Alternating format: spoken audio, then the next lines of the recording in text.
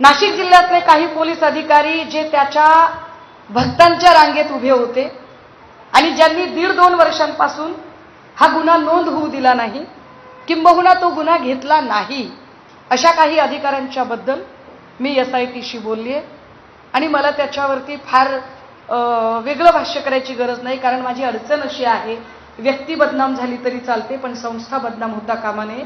So डिपार्टमेंटला कुठल्याही पद्धतीने डाग लागता कामा नये, पण डिपार्टमेंटमधले काही लोक जर चुकून माकून हा गुन्हा नोंदवून घेण्यासाठी टाळाटाळ करत असतील आणि त्याची कारणं ही असतील की ते खराबचे भक्त होते, तर ते इनपुट्स दिले गेले पाहिजेत, म्हणून ते इनपुट दिलेले आहेत.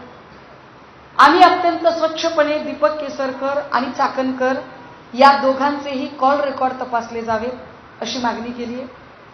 या दोघांचेही आर्थिक स्रोत तपासले जावेत याची मागणी आधी होती. याच्यानंतर मी CM साहेबांना भेटेल, मी EOWच्या ऑफिसला जाईल, मी त्यांच्यासमोर मांडेल.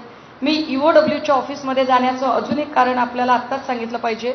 ॲक्च्युली तो पेपर माझ्याकडे अजूनही त्याची प्रिंट आली नाही म्हणून मला दाखवता येत नाही आहे पेपर. पण निलेश चाकणकर यांच्याकडून त्यांची आणि चौधरी नावाच्या व्यक्तीची कोकणामध्ये एका कंपनीत भागीदारी. कोण आहे ते चौधरी? तर चौधरी हे तटकरेंच्या सोबत अनेक कंपन्यांमध्ये आहेत. If A is equal to B, B is equal to C, it means that A is equal to C. तटकरेंच्या अनेक व्यवहारांमध्ये जर चौधरी आहेत आणि चौधरीच्या सोबत चाकणकरची भागीदारी आहे, काय संबंध आहे? मला जी काही माहिती होती त्यातले अनेक नावं आहेत, खूप सारी नावं आहेत. म्हणजे दीपक लोंढेला ताब्यात घेतला असेल, पण दीपक लोंढे असेल, उदय सांगले असेल, कितीतरी नावं आहेत अशी की ज्या नावांचा मला वाटतं की या लोकांची चौकशी झाली पाहिजे. देशमुख नावाचा जो ओझरचा माणूस आहे त्याची चौकशी झाली पाहिजे. त्याची कारण प्रॉपर्टी खरातने स्वतःच्याच नावावर ठेवली असेल असं काही नाही. निलेश चाकणकर आणि चौधरी यांचा जो प्रोजेक्ट आहे तो 450 ते 500 CRचा प्रोजेक्ट आहे. 450-500 CRचा प्रोजेक्ट उभं राहण्या इतकी आर्थिक कुवत येते कुठून?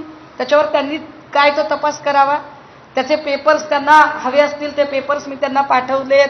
अजून काही पेपर्स पाठवायचे तर आम्ही पाठवू. आम्हाला जेवढं शक्य आहे तेवढं आम्ही करू.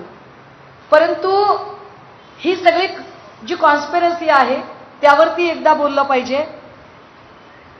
अजून एक प्रिंट ऋषीदादा माझ्याकडे आलेली नाही. ती प्रिंट अशी की आपल्या सगळ्यांना कदाचित कल्पना असेल मी काय हे सगळे CDR तपासले जावे असं म्हणते. त्याचं कारण म्हणून एक घटना सांगते. अनु मलिक हे संगीतकार आहेत. संगीतकार अनु मलिक, मी खूप गंभीर काहीतरी, संगीतकार अनु मलिक यांच्यावर फिल्म इंडस्ट्रीतल्या 2 ते 3 बायकांनी अलिगेशन्स केले होते जेव्हा मी टू कॅम्पेन चालला होता. आणि या मी टू कॅम्पेनच्या अंतर्गत ज्या 3 बायकांनी त्यांचे काय हॅरॅसमेंट असेल, जे काही गोष्टी असतील त्याच्या संबंधाने जे अलिगेशन्स केले होते त्याची कंप्लेन ही चाकणकरांकडे आली होती. आणि चाकणकरांनी त्या प्रकरणामध्ये अनु मलिक यांना क्लीन चिट दिली. तुम्ही म्हणाल ताई याच्यात काय विशेष आहे? विशेष पुढे हे आहे की अनु मलिक यांच्या प्रोडक्शनचा एक चित्रपट तयार झाला, ज्या चित्रपटामध्ये रुपाली चाकणकर यांचा मुलगा सोहम चाकणकर याला काम मिळालं. हे काय प्रकरण आहे? तारखा दिवस त्यांनी टॅली करून बघावे. म्हणजे जर रुपाली चाकणकर महिलांना न्याय देण्याच्या ऐवजी या केसेस जर अशा पद्धतीने डील करत असतील तर हे वाईट आहे. तुम्ही गुगल करून बघू शकता. अनु मलिकची मी टूची केस गुगल करा. माझ्याकडच्या ज्या आहेत लिंक्स त्या मी तुम्हाला पाठवते. या सगळ्यांमध्ये सोहम चाकणकर, त्याच्यासोबत रुपाली चाकणकर, हे सगळेच लोक तुम्हाला त्या एका फ्रेम मध्ये दिसतील की ज्याच्यामध्ये अनु मलिक पण आहे. हे एवढे सगळ्या गोष्टी समोर असतानाही अजूनही रुपाली चाकणकर हे नाव पोलिसांच्या रेकॉर्डवर काय येत नाही?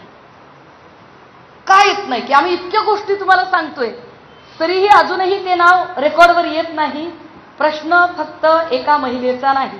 प्रश्न एका महिलेमुळे जर एवढं सगळं जर शोषण होत असेल तर मात्र ते वाईट आहे. आणि म्हणून त्यावर बोललं पाहिजे, म्हणून त्यावर मांडलं पाहिजे असं आम्हाला वाटतंय.